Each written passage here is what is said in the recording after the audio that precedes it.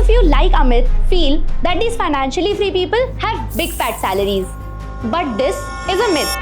And today's podcast is an example for that. Meet Siddharth. I come from a middle class family in a tier 3 town called Yamnagar. I did my engineering in 2010. After doing the engineering, I got placed in Infosys through campus placement. My starting salary was as usual, it goes 3.2 lakhs per annum. At the end, when I left Infosys, I was at 8.5 lakhs per annum. So for the first 10 years of his career, his salary was less than 10 lakhs per annum. But as of today, his portfolio is 2 crore plus. So what did he do right with his investment? We had a great time talking to Siddharth, discussing his investment strategies, and the highlight of the podcast, this cutie.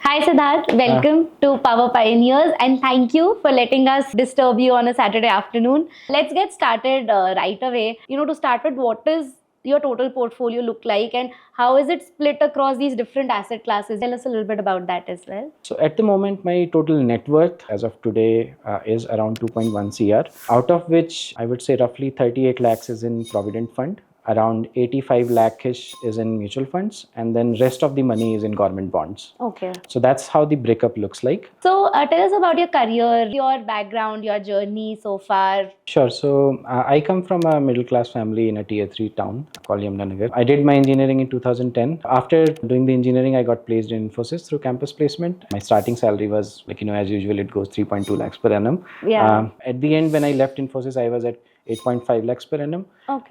And then I switched to another company, Capco, at 24 lakhs per annum. So I kind of 3x'd my salary with that switch. I worked there for 45 days. Then I made jump to another company, which is my present company, Trainter. And I've been working here since more than 3 years now. At the moment, both me and my wife's salary combined, if we think about, we are closely at 45 lakhs per annum. Got it. So currently, how much percent would be your savings versus expenses versus how were they when you started off and how did you manage to keep that discipline to have that investment component in mind? Right. So the family that I come from, we always had a savings mindset. So saving habit has always been there. Even though when I was learning less compared to the market rates, I was still saving substantial part of it. Part of reason for that is because I was very close to home and I didn't had that much of expenses to begin with. But as my income increased over the time, I realized I don't need to enhance my expenditure on the same tune. I 3x my salary, but that doesn't mean my expenses should also go 3 times. So that's where these enhanced savings or the extra savings went into the investment route. So to be honest, our cash flow looks like something like we get around 2.65 lakhs combined salary in hand. And then I also get 55,000 approx per month from my government bonds coupons. Okay. And then out of that, 1 lakhs are reoccurring expenditures on the day-to-day life stuff. And then 1.25 straight away goes into my SIP. 60,000 I use to fund leveraged Nifty investment, which I've done for 1 CR. So that is used as an EMI towards that component. And rest of the 40,000 change, whatever is left, is used to fund our vacations and trips to hometown and those sort of stuff. Okay. So, in terms of your, say, salary breakup into your investments, savings, etc., how has that evolved from, the time that you were, early in your career to today? What does the breakup look like? One good thing I did is as soon as I started my career, I opened a PPF account. Okay. I started putting 1 lakh a year on that, which was the limit at that point. Correct. And then the limit got enhanced to 1.5 lakhs a year. So I started putting 1.5 lakhs. But as my career progressed, I got to know more about things. I started tinkering around with stocks. I did actually caught plenty of good stocks, which I had sold onto very early. Had I hold on to those, they would have been multi-bagger. But at that time, my knowledge was also limited. Okay. So then I got to know about this sustainable compounding. That's where I started thinking about if I want to make more money versus if I want to make quick money. So that's where I thought I want to have more money. Correct. So I started reading about mutual funds and how the industry works, what are the different schemes that we can invest in. I started with a very small amount of 5,000 rupees a month and have kept on increasing it as my salary increased and as my savings increased as well.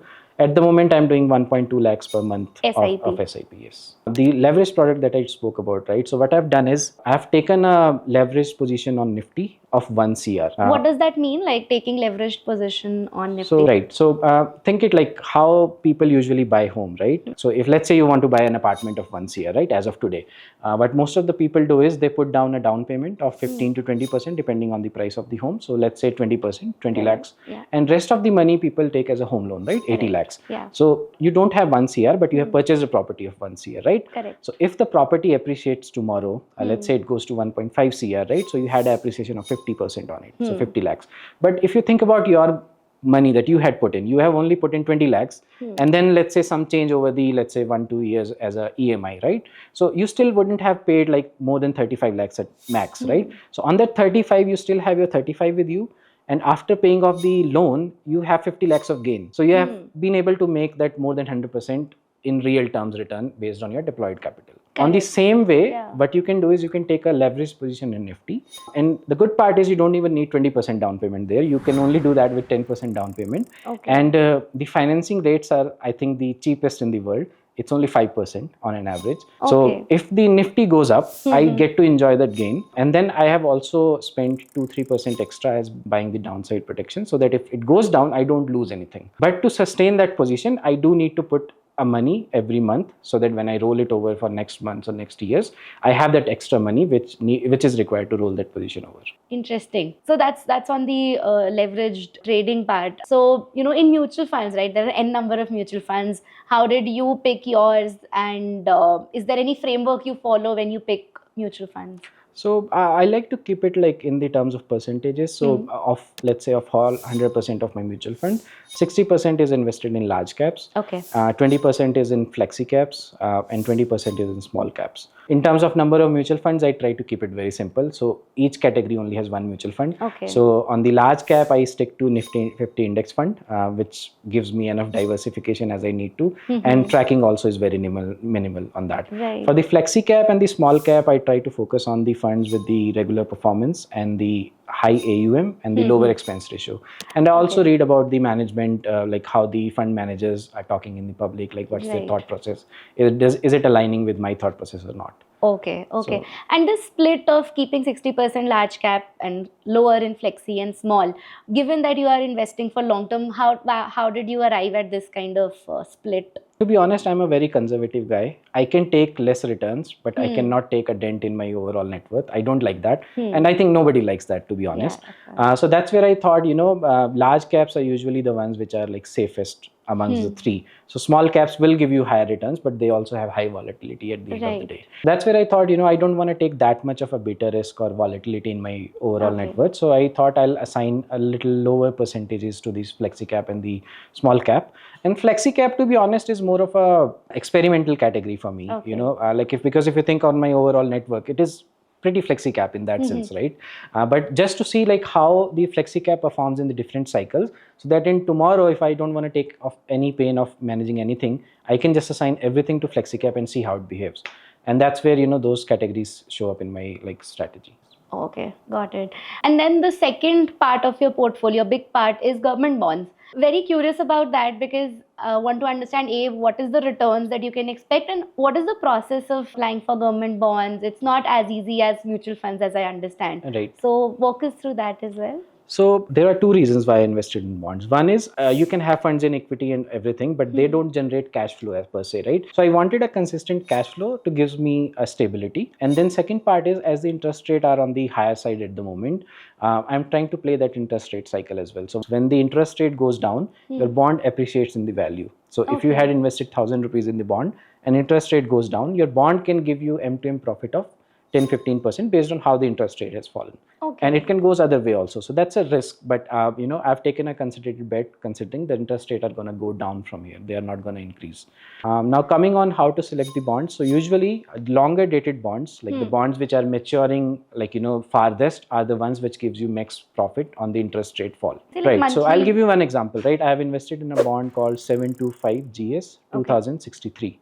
So every year for one bond I have in my account, I'll get 7 rupees 25 paisa as the Okay. coupon payment. Now that coupon payment gets split into two parts. So one comes in 6 months, another one comes in another 6 months. So I'll Okay. get 2 times 7.25 divided by 2 for each Wow. bond that I hold. So that essentially means if I buy the bond at 100 rupees, my effective yield is 7.25, which if you calculate in XIRR, because you're getting like semi-annually, your XIR would be even 0.25 extra. So that would turn out to be 7.5% of XIRR. When the interest rate gonna fall down, this 100 rupees bond would easily sell for 105, 110, depending on how the interest rate is. If it is very lower, like how we have been in the past during COVID time, this bond would easily sell for like 110 to 115. So I would make 15 or 10 rupees profit on that, plus I have enjoyed the cash flow. And on the maturity, government will take the bond back from it and give me my 100 rupees back.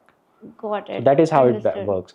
And from buying perspective, you can buy them on the secondary market, how you buy the shares. So NSE, BSE, they both Okay. have those bonds. So there is liquidity comes at the maturity, but then because you can buy and sell, so there is like another way So to. usually the bonds which are maturing every 10 years, so like this 2053, 63, 73, like same way like 43, 33, they have pretty good liquidity. Okay. Okay, and then there are certain bonds which don't have that much liquidity, but still, let's say even if you have to take 1-2% of a cut in terms of return and you want to sell it, people will buy it because they're getting 1 extra percent of a yield. Another good thing of the bonds is you can pledge them. What that means is like collateral. Like for example, let's say you have a gold, right? You can give gold to the bank and they can give you loan on it. Right. So same way you can give your bonds to NSE. They will take a 10% haircut. Okay. The bond will remain with you. They will just have a pledge on it, which Okay. means you cannot sell it without unpledging it first. So you have to request for an unpledge. Once your positions are closed, then you can sell it. So it takes roughly 1 day to do that. But the margin that you get, 90,000 of one on 1 lakh bond, that margin can be used to manage other positions. So you get your returns from the bond, and then you can use that margin to extract 3-4% extra on a year. So in turn, if you think right, you can make 12-13% extra easy. But that does require an active approach on that. Right. So overall, like what's the portfolio return that you would? So like I have started calculating XIRR on my overall net worth from past 3 years itself. Okay. So I was not doing it before that, but I have started maintaining a monthly sheet. I'm currently clocking it somewhere around 24 to 25% of XIRR, which I think is phenomenal. Yeah, Part of it is because of that leverage position yeah. that has played a very good role. Right. Another thing is bonds have also appreciated quite a bit in last 3-4 months. And we all also had like a dream run of our equity, right? Yeah, in the past absolutely. couple of years. I think the bull run has. Yes. So that has helped contributed a lot as well. No, that's great. And I observe you didn't mention real estate in your portfolio. What's your take on real estate as an investment? To be honest, it's the most controversial thing when you think in terms of investment, right? So to me, real estate is for consumption, not for investment. You know, we had dream run of real estate in India because of black money. That's my personal take on it. I, to be honest, have not decided where I'm going to settle down. So there's no point on having a real estate here and then trying to manage it from Delhi or Chandigarh. And then liquidity is another problem, right? And then since I have a better proposition compared to it, if I have a real estate worth of 1 CR, I can have the same like over the leverage product and I can pay the like just 2-3% yield on the rent. So like that does not make sense for me to buy the real estate, at least at this point. So then I assume no home loans so far. Any loans? How do you approach finances and credit and loans? I do not have any loans. I do have this leverage product which we spoke about, right? So which sort of works like an EMI, but it's not essentially an EMI. If I want to close it down tomorrow, it's going I can. into your investment. Correct. And I ultimately. can close it down. It's like it can be closed on like one click of a button, right? Second thing is I even don't believe in emergency fund. Like that's another unique thing which we'll find, right? Because I have plenty of credit cards, right? They have a credit limit of 40 lakhs. So I don't think I will have an emergency which requires me to spend more than 40 lakhs in a day. And if it does, there is a credit limit of like, 40 days. I can always liquidate my investment, bring that money back to pay at my credit card. But that's where I feel, my credit cards are my emergency fund. Why do I need to have the money logged in FD or a low yield asset for that? Oh, that's interesting. I think also because, debt hai, so there's fixed return. Even if market today goes down, right? You'll still have some asset you're not taking it out at a loss. So I'm actually the happiest person when the market goes down. I get to buy them cheap. So I rejoice when market falls. Since we were talking about emergency fund, I think insurance is something that, I usually talk a lot about because personally I feel we are just one medical bill away from losing all our money. What's your take on insurance? Have you planned for that in your financial journey? Absolutely. So I do have a life insurance at the moment. I have 3 different policies. Okay. The one policy I started, which has a cover of roughly 70 lakhs when I started my job.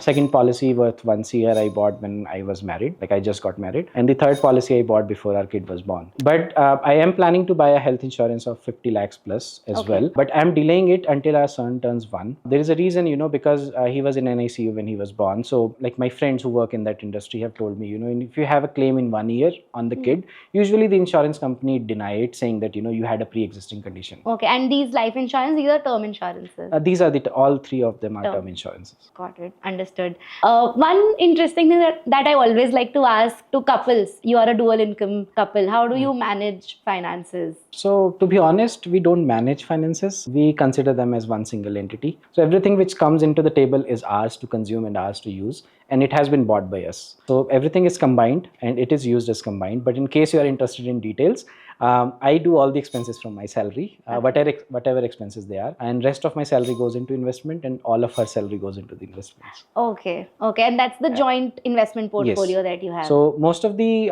investments are managed by me. She is aware of all of them, so that in case something, God forbid, happens, she is aware of what is where and how to use it. But the only job for her at the moment is to make sure that I stay a course. I don't deviate from the plan. Right. Understood. We'll wrap on this note and final, if there is a couple in a metro city planning for finances, what is the advice that you would give to them who are just starting out on this journey?